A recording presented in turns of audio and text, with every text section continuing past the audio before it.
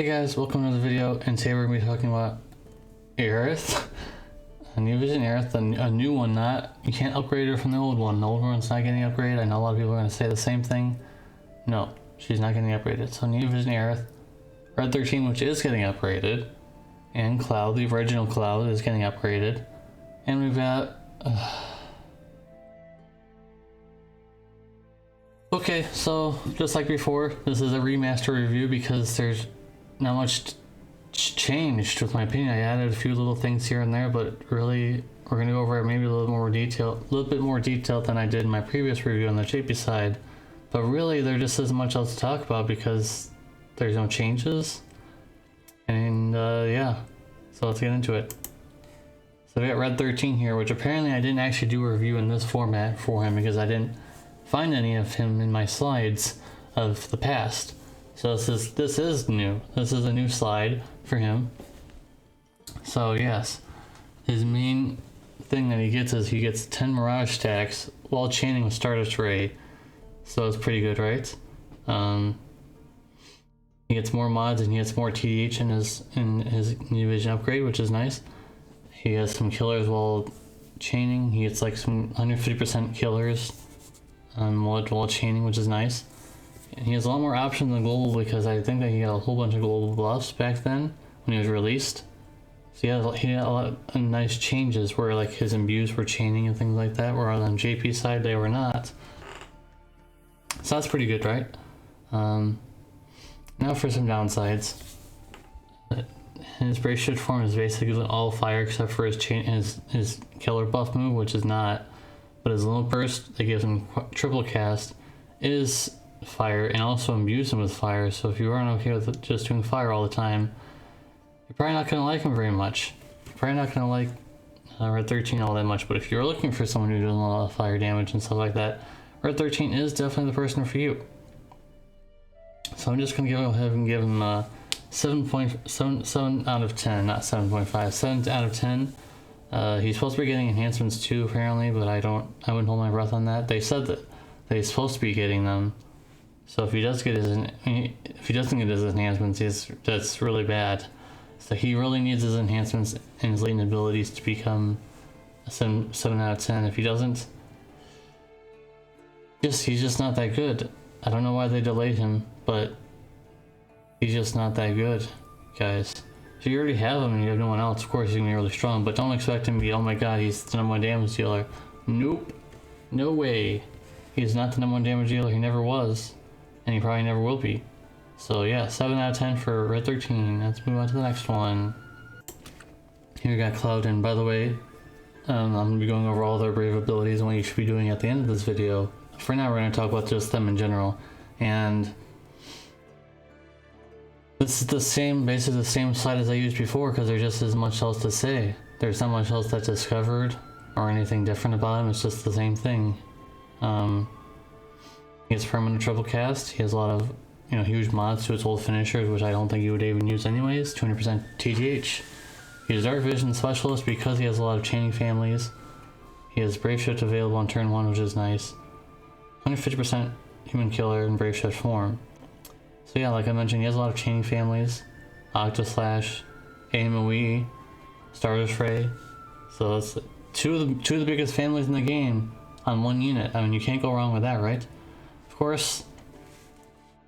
I call it Magnus, by the way. That was see how old that is. By Magnus, I mean the new vision the new vision ability that can only be used a certain number of times. That's what I mean by that. So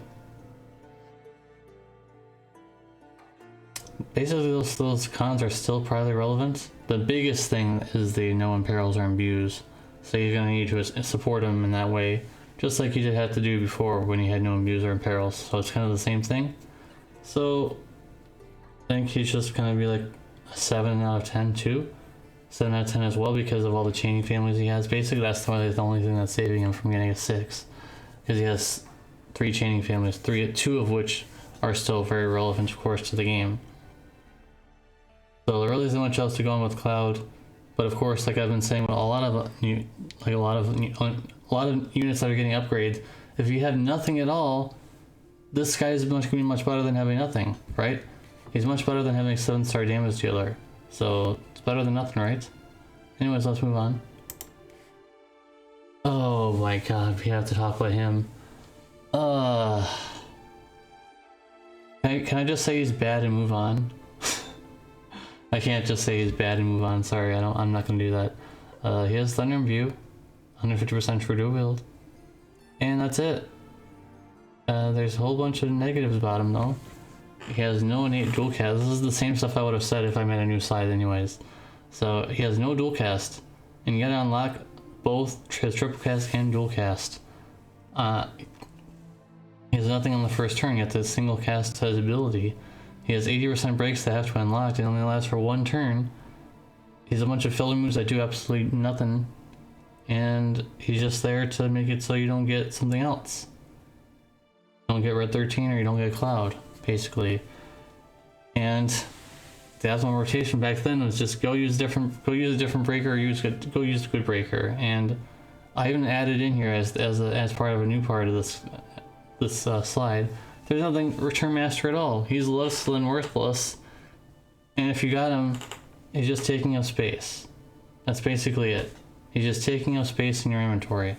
So what would I give him? At least he has breaks and stuff like that, so I can't just say 1 out of 10 because at least he has something.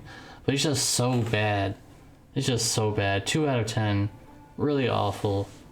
Really just awful. So even if you have a new account, this guy is probably still going to be garbage to you. Usually I would say, oh, if you get a new unit, at least if it's bad, you'll be able to use it in some way. Not him. If you got him, you're having a bad day. You have a bad day basically if you get him from your pulls. So 2 out of 10. Let's move on to the next slide. We got Aerith here. So once again, there was not much to add to Aerith because I already reviewed. It feels like I reviewed it yesterday, so there isn't much more information that I don't already know. But I did add a few more things. Actually, I only added 1 more thing. But she has 45% magic mitigation on demand, which is one of her brave abilities that you're gonna have to level. She has healing and delayed healing, just like how she had in her normal form. She has re-raise on self and also on an ally, which is nice. It's still nice. 45% physical mitigation on cooldown, which I've used sometimes. And also I forgot to mention that she also has a AoE Lumber's Gauge fill rate, like fill ability, not fill rate, just fill. I think it's like 10 or 12 or something. And then I think it recasts. I think it recasts if I remember correctly. Yes, it does. I'm pretty sure it does because I've used it. And she also has, I don't know if this claim is definitely right, but I'm pretty sure it is. Because the last mage was Kuja. So yeah, she definitely is the strongest mage. But she doesn't have the same kind of burst as Kuja has. But she has stronger mods. So that's fine because she's a Neo Vision unit and that's to be expected. She can also be a finisher with other elements like fire, thunder, ice, I believe. And also light, but she's better as a chainer, I think. And I added in here in a remaster, she does have cures for breaks and charm and status ailment cures. It's just there's a small delay of 1 turn. So she casts like a heal now or an MP heal now, and then later on at the beginning of the next turn she does those other things. That's how that works. Of course there are some negatives, but I honestly don't feel like these negatives are that bad anymore. So she does not have any preventive measures of doing ailment breaks, stuff like that. But I don't think it's that bad anymore since she's able to cure them anyways. And her AoE re-raise is on her Magnus ability. It's not Magnus ability, guys. It's just that cooldown thing, Gradius or whatever it's called. Yeah, it's only on that. But that's still fine because I use that a whole lot. It's basically a reset button. And her healing with chaining skills on an elemental skill, you're never going to level that up anyways. And I don't really know why I put no Spirit TDH. It's not really needed. I don't know why I put that there back then, but it's not that big of a complaint. It's not that bad. It's not that big of a deal. And I think there is actually some Spirit TDH from that free unit, the Singer. Pretty sure it's Spirit TDH, but that was on the global side. The JP side doesn't have any Spirit TDH. On the global side they do. So I actually did add in this rotation here. She can be your light chainer, you can be your finisher if you need it, or you can be your healer. Just lots of roll compression here. Nice roll compression. She can do 3 things if you need it. So yeah. Now I'm going to be going ahead and giving Aerith here 8.5 out of 10. She's lacking a few things, but she's also really strong in a whole bunch of other areas, so I thought 8.5 is a very good score after using her for so long. I just think that she will be a very good healer. A lot of people are kind of shrugging her off and saying Aiden is better than her, which I don't agree with. I think that Aiden, sure, he's really strong and he has a lot of things about him, but I think that Aerith is also really good too. So with that being said, 8.5 out of 10, and now make sure to stay tuned for my brave ability recommendations. The good thing I paused there because there was my face was in the way of the slide here, so good thing I paused it, and now here we are. So this is Aerith's brave ability recommendation priorities. Definitely remember, guys, these are all translated by me. Judgment Ray, which is our main chaining move on our brave shift form. The light CWA chaining, which definitely will be CWA. Definitely go ahead and get that maxed because you'll want to use that if you get her to EX1. And also light shield, which I don't know if it's going to be called that, but it's her HP barrier that you can target. Why did I put ally? Sorry, it's supposed to be ally. So you're supposed to put, it's supposed to be a targeting spell where it's kind of similar to Rain's Imbue, where she targets someone and then she HP barriers herself, and also for someone else. And also 45% magic mitigation AoE, which is not target, it's just AoE magic mitigation. And the lowest is the Tempest. I don't know if it's called that. It's the non-elemental healing chaining skill, not really needed. She already has healing as is. She does not need to use this. If it had an element, it would probably be in the high section because it would be very similar to Ash with healing, but nope, not very good. So these are my recommendations, obviously, for this. And moving on to Red 13, Killer Rave, which is the killer buff. Definitely really want to go ahead and max that right away if you're going to be using Red 13. And High Speed Fang, the Mirage stack, which is his main draw, you definitely want to go ahead and do that. And in the medium, if you want to get to it eventually, it's just his fire chaining move in his Rave Shift form. It just does fire damage. It's a chaining move. Not that big of a deal, but it's there if you want to eventually get to it. If you're going to be investing in him a lot more. If you're not investing in him, then don't even worry about it. And finally, we've got Cloud here. So this is the original Cloud, by the way. So first we got Sonic Impact, Stardust Ray.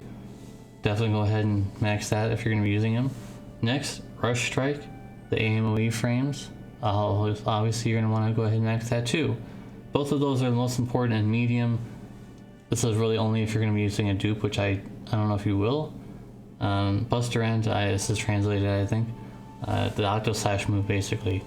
It's in the medium section. It's not in the low section, because if you're going to be using a dupe, then you definitely want to go ahead and do this, because it does have a critical hit at the end, just like how Yuna from Final Fantasy X-10-2 is able to do critical hits while chaining. It's the same thing here, although his is going to be a lot stronger, obviously.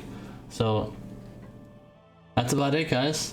We wrapped this review. Feels like it was really fast. It was really just covering over things that I already knew and just relaying that to you guys. So Aerith is, I wouldn't say she's a must pull, but if you're coming to this game, if you're like quitting, if you quit for a while and you came back and you're starting to play again, Aerith is a grab, a really nice grab for you, because you probably have a really outdated healer. Like, there's someone who said that they still had Ayaka. I think it's time for an upgrade. I think it's definitely time to upgrade Ayaka. So I think that's about it, guys. Let me know if you liked the video. Please give a like if you liked the video. And if you watch all the way to the end of this video, type in #Sonic. #Sonic will be the keyword for the ending of this video. Thank you guys for watching. And I'll see you guys in the next one. Peace.